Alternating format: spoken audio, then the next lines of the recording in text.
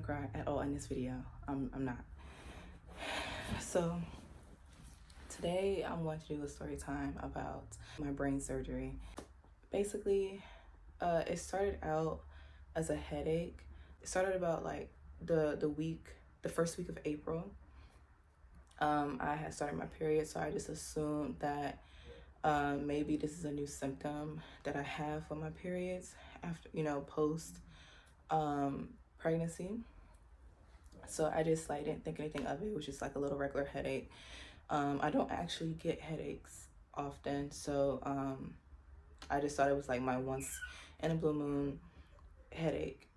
So come Resurrection Sunday, April 9th, I had to dance that day. I noticed that when I started dancing, I had to dance 3 times. And you know, like how gospel music is like long songs. So I was dancing. Every time I danced, I felt like crazy dizzy. I had to go to the bathroom to loosen up my hair because I thought, well, maybe my hair is just too tight. I just couldn't figure it out, but when I sat down, the dizziness kind of went away. But as soon as I got up to dance, I was just dizzy again. And I noticed that when I got to church, I was wearing heels that day. I literally looked like I didn't know how to walk in heels because I was like wobbling, and it's like I couldn't keep my balance because it was like a slight dizziness there. But again, I didn't think anything too much of it. But then as soon as like church was over, I got to my grandparents' house, and I just completely took my hair out. I was like, I don't feel good. Like, I'm just mad dizzy. My head hurts. It turned into a migraine, which I've never had a migraine before. But, well, I thought, it was a migraine. I let it go. I was like, well, maybe I'm a sleep through it. I'm gonna go to sleep tonight. Maybe I'll be good in the morning. After a couple of days, it just didn't go away. It was just constant. So I went to the ER. I went to Centera, and I don't know why I went to Centera. That's like the worst freaking hospital, I swear. Or at least our Centeras are. I went to Centera. My brother came with me, and I was explaining everything to them. Like, I had a constant headache for like, at that point, it was a week and a half. And I had looked up like how long headaches and migraines were supposed to last, and everything said like max 72 hours. Obviously it's past 72 hours. So that's what made me go to the ER, because I was getting a little worried. And I just knew something like wasn't right. But when I explained everything to the doctor, when he came in, first of all, he was just smiling, and it was just like weird, but like just smiling too much, and like I feel like he just wasn't like taking anything serious. But he literally said, well, migraines and headaches don't normally last that long, but so that's not really normal, but we're just gonna wait it out because only time can tell. So if it's not normal, why are we waiting it out? Why aren't you trying to give me any testing and stuff like that, especially if I told you that I don't normally have headaches in general? So whatever, he prescribed, no, he didn't even prescribe me. He was the one that told me to just take things like Excedrin, Tylenol, even though I told him that my grandmother gave me a Tylenol that Sunday on Resurrection Sunday, and it did absolutely nothing for me. Like, I still felt everything. So he still told me to take Tylenol and Excedrin. I was like, okay, whatever, bro. Like, that was literally a hospital bill for like no reason. So go home. I didn't do anything he said because I literally told him it's not gonna work. And my migraine is still going. So I wait a couple more days. This is within the same week. I wait a couple more days, and I end up going to Riverside. It was pretty busy in there, so like I was literally sitting in the hallway on one of the beds, like me along with other people, just waiting to be seen. We got seen out in the hallway because it was just so busy in there. And same thing, I'm telling them, this is what's going on. This is how long it's been going on. At this point, it's almost 2 weeks. I don't know what's wrong. And they literally regurgitated what the guy from Centera said. Like, it's not normal, but we're gonna wait it out. And they prescribed me some type of medicine that they actually gave me while I was there, and it actually worked when I was there. It went away a little bit. Like my pain level was probably at a 4, when before this whole time it was at a 10. And since it was at a 10, like I was literally walking around everywhere with sunglasses, even in my house. Just even like just this light right here, I could not deal with it. Like I was seriously walking around with sunglasses. So it only worked for a little bit, and then I tried to take it again at home. It didn't work. So I didn't take it again after that. I then made an appointment with my primary care doctor that I used to have when I was a child. It's like a family doctor, but he works for Centera. So I went to him. Like I made an appointment and I went to him. At this point, it is now week 3. We're going into week 3. The same exact thing that the last 2 doctors said. To wait it out. To wait it out. He then starts talking about because I'm still breastfeeding and all that stuff. So he then starts talking about, well, could it be like stress or anything like that? And I'm like, I don't know. Like I don't know what it is. It could be. He was like, well, do you eat because you breastfeed? Are you eating enough? I try to. Okay, that could be a reason for this. So then he starts talking about my like fertility and reproduction, and he was more concerned about like me being on birth control. He prescribed me birth control and told me to continue taking whatever they prescribed me at Riverside. And it's like, because he was saying like, we don't need any more stress to, getting pregnant. And it's like, that's literally not what I'm here for. Like, I'm here for my head. I'm not planning on getting pregnant. Like, I'm just here for my head. Like, changing my doctor. I will be changing my doctor. Literally, I want to say about 4 days later. It's now Sunday, April 23rd. I don't know what's like giving me this urge, like the Holy Spirit does, but like in that moment I was like, what is this urge for me to go to the ER right now? My husband had literally just fallen asleep like maybe 2 hours before, so I was like, I'm gonna call my mom to take me to the ER. So my mom and my brother come pick me up, and we go, and it's like nobody in the ER, so we get seen like pretty quickly. I finally get a black doctor. I'm explaining to him what I'm feeling, because all the other doctors, my migraine was, I was feeling everything like all across here and also in the middle of my head. But as all the other doctors were saying, especially this black doctor, they were all saying, well, migraines, you only feel it on one side. I'm like, that's weird. So he was the only doctor that was like, this is kind of strange. You're describing it as a migraine, but that's not a migraine. He told me all the things that they can do to see like what this could be, and one of those things was a spinal tap, and he was like, you could get a spinal tap. And I was like, okay. I just said it so quickly. And he was like, yeah, there's something going on, so I'm going to order you a CT scan, because nobody just automatically agrees to a spinal tap. So you're obviously like really, really in pain. So he gets me a CT scan ordered. I go to get like blood drawn and things like that, and they literally, I still have like all my marks a whole month later. They literally like, and see, I had a really good nurse. She was really good at doing IVs and things like that, but I'm really hard to stick. And I also didn't drink a lot of water that morning, because I was just like, get me to the ER. I woke up and I was like, I need to go to the ER. So I didn't drink a lot of water that morning. So she tried her very best. She was trying so hard. They stuck me about 4 times. And this other nurse came in and was like, no, you have to do it again. You have to use this kind of needle. And me, the nurse, and my mom was looking at her like, are you serious right now? Like, so I just kept getting stuck. I swear, after everything, like after the surgery, everything, I had gotten stuck about 10 times with different needles. I have all my marks still. I was even bruised at one point, but I finally get to go get my CT scan. At that point, please don't cry. At that point, before they gave me like some type of medicine. I finally nursed my baby for the last time. Okay.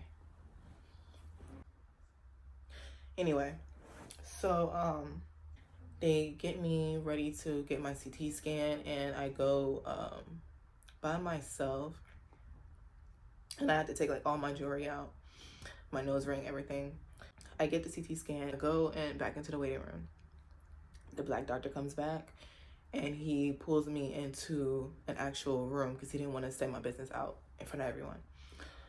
He tells me that he found like a cyst, and it was, by the time I saw it later on, it was the size of a golf ball.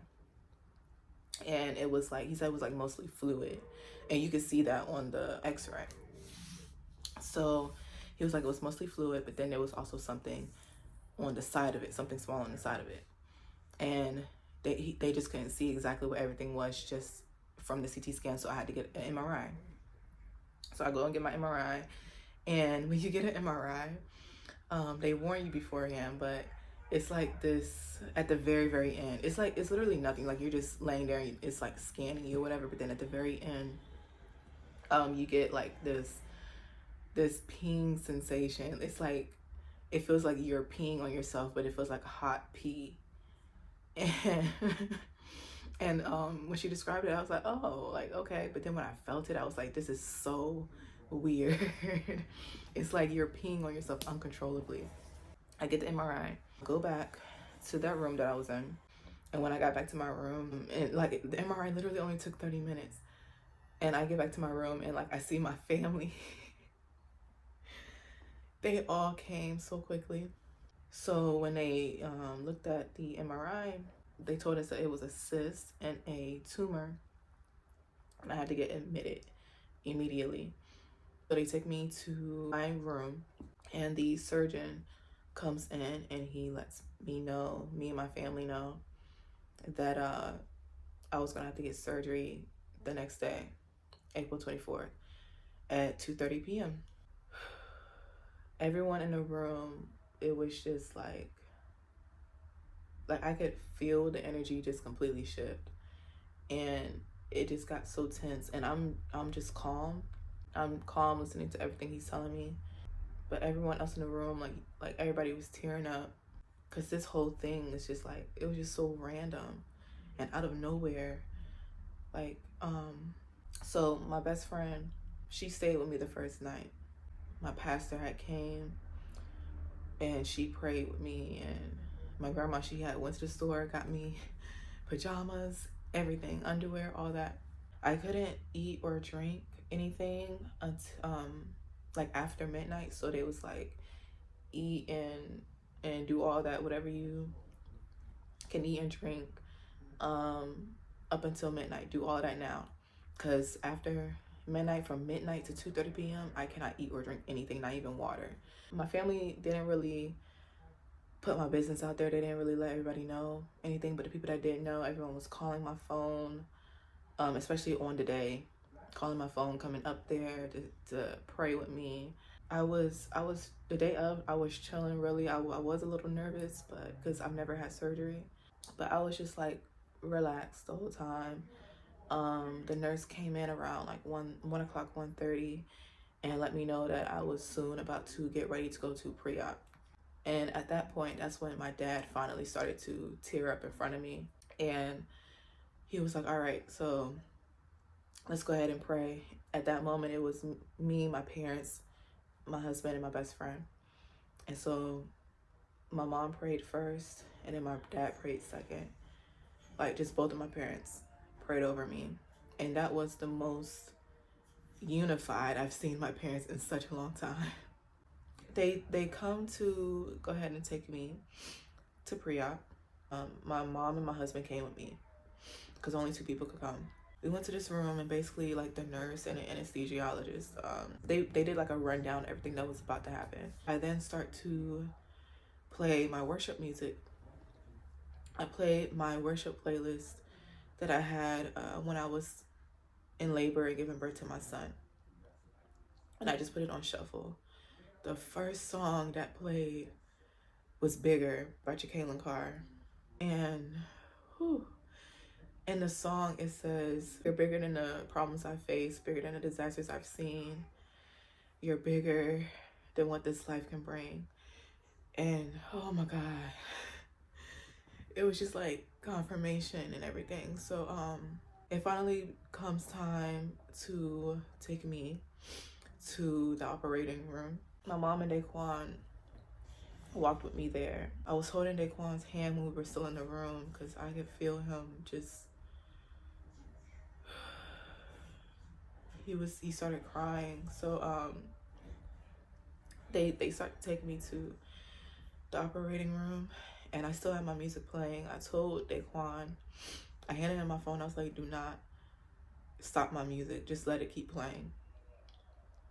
And normally with Apple Music, when you just like press a song or like press shuffle or whatever on your music, it eventually stops. um my music did not stop. They kept playing and playing until I stopped it. So I go into the operating room, and they're about to, they quickly like got straight into it. They put the mask on me, and I looked up, and that was the first time I seen my x-ray and seen how big everything was. It was in the back of my head. And I was literally like still like crying a little bit because I was just like praising God in advance and thanking him. And I quickly went under. The surgery lasted about hour and a half to 2 hours. I found this out afterwards. They told my family that they couldn't see me until an hour has passed. I get back to my room, and apparently they said that I was responding to them, I was talking, everything like that. I don't remember anything at all. They said I tried to move on my side, and the nurse had to tell me like, no, no, no, don't do that. My brother had came with his girlfriend from Richmond. Everyone came to see me. I don't remember. I don't remember any of that. I remember waking up at 1:33 p.m. 1:33 a.m. 2:30 p.m. to 1:33 a.m. I was gone. I woke up to my husband calling me and talking to me. He was like, "Babe, I did what you told me to do." So my music was playing all that time. So when I woke up, my head was like on 1,000. I swear, like it felt worse than what it was before the surgery. Like all this up here just felt like somebody banged my head up against concrete. Like it was insane. It was hard for me to sleep, and so when my nurse had came in, I was like, "Is there any like medicine I could take?" And apparently they had already given me medicine. And she was like, "You have like a couple more hours till you can take your medicine again." And I was like, "Damn!" Like, and I couldn't move my head, like my neck or anything. I was literally, I had to move my entire body to turn or just move my eyes. After maybe like 3 doses of medicine, my pain finally started to go away because they told me later to keep up on my medicine because once it's up there at a level 10, it's hard to get it back down. So now it makes sense to me why it was hurting so bad. The next couple of days, I couldn't really eat. I didn't really have that big of an appetite, and then like the hospital food was terrible. So my family went to go get me food. Like I did not eat anything. All I could really eat was like the fruits, like the bite-sized soft fruits. They started to be concerned like about my eating and like how much protein I was getting. They tried to give me like the boost drinks. My best friend told them don't give me milk because I do not like milk and I'm lactose. So she told them do not give me milk because I'm not going to drink it. So they gave me like this juice boost. It was so disgusting. I couldn't even open my mouth really because it felt like, because like they had to cut a muscle in my neck. All of this also was like I couldn't move my mouth. I had to like literally try and get food, like shove food into my mouth because I couldn't open my mouth at all. My best friend, she turned into my nurse because the nurse, I don't know, because they were saying like they expect me to have like a full like recovery quickly as well. So because of my age, and so that's what I think was stuck in their minds. I don't know, but they weren't really like concerned with helping me as much as I felt like they should have, and as my family felt like they should have. So my best friend, she started doing everything for me. I had asked to go to the bathroom because I have to press a button. I can't just get up and go to the bathroom. I'm hooked to IVs and things like that. And I don't know if I can like walk properly because the medicine also makes me dizzy. And if I tried to get out of bed, an alarm goes off. I was technically a fall risk patient. So an alarm would go off and they would talk to the speaker on my bed. My best friend, the nurse came in to take me to the restroom or to help me out the bed. And I walked to the restroom. And so I told my best friend to come and help me in the bathroom. Because I realized that the nurse was not walking with me to the bathroom. Like, so my best friend came and helped me use the bathroom and everything. My mom had to help me one time. Like, that nurse just was not helping me for real. Like, at one point she had left me in the bathroom. So my best friend busted around the corner to come in the bathroom to help me.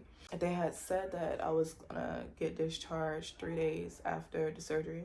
Me and my family was like, okay, this is brain surgery. This is major surgery. Why am I getting discharged so quickly? So the day of discharge comes. And we're trying to ask them, like, can I stay, like, at least an extra day?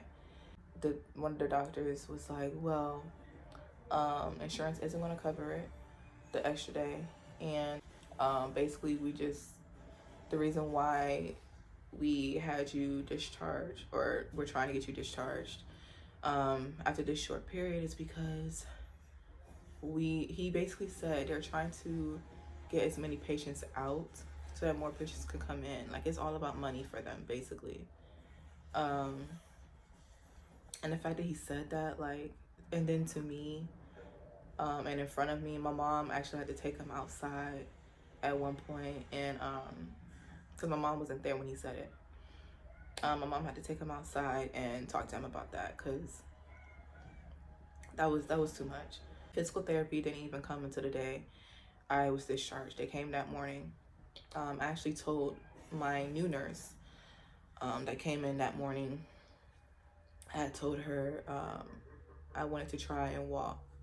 So she walked me as far as I could go, where I felt like going, and she took me back to my room.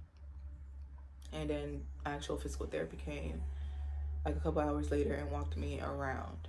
But that was the only time they came. Like, my family was assuming that they was gonna come like at least the day before or something like that, but no. But then we just decided, I'm gonna get discharged, and I got discharged at around like 12 or 1 o'clock. My son had to stay with my mom the whole time. He wasn't allowed to come to the hospital, so I didn't see my baby for 3 days. I could only see him on the phone, so that was hard too. I missed him so much. I started pumping, and one doctor told me I could still nurse him. But then another doctor was like, no, because these are like the medicine I was taking was Percocet. I had a muscle relaxer, and I had a steroid I was taking. And I was taking these like on a schedule.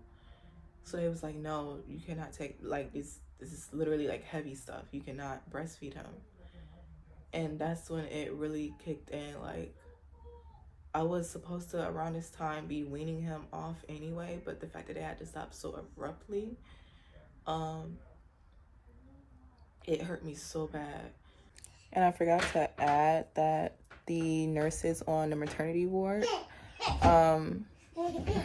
they were kind enough to give me like this big supply of milk, because obviously I didn't have milk because I was nursing, and they wrote a little note on it that I still have. I'm keeping it, and it was like, you're doing amazing, mama. So I sent that back home to my baby, so I really appreciated them for that. So yeah, so I started to pump, because of course I'm still producing milk, but there's no baby nursing on me. So my chest was just hurting so bad. By the time I got home, you could literally see it was obviously medicine in my milk, because it got so like, it looked watery, and it just hurt me so bad because I was like, I'm not gonna, I could always relactate, like I could relactate right now, but it just didn't make sense that since I was gonna wean him off anyway, it didn't make sense to start breastfeeding him again and having to wean him off again. It's such a hard time for me and him because he just couldn't understand why he couldn't nurse. Wasn't taking the bottle, and I just feel like this whole experience was stolen from me like too early, before I was ready and before he was ready, and we both had to just quickly just get over it and do what we had to do. So I finally get home, literally round the clock. Someone was always here with me. My family didn't want me to be alone. My son still couldn't come home with me. I couldn't lift anything over 10 to 15 pounds, so I couldn't pick him up. I could only let people put him on my lap. So my mom would bring him every single day to come see me.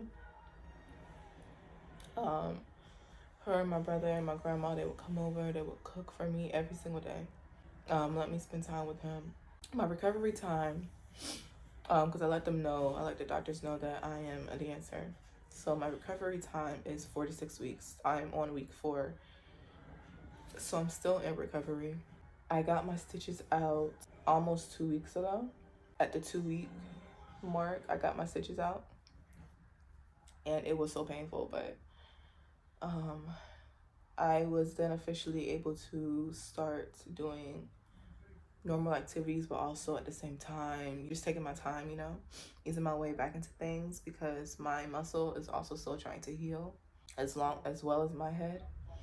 For a long time my neck was just feeling like I don't know, like if you are an athlete, or I best described it as a dancer, like if you do like a whole performance, like a whole ballet performance, and like the way your body feels after, like just super sore, or like after you work out, like you do a real good hard workout, your body's super sore. That's how it felt all in my neck.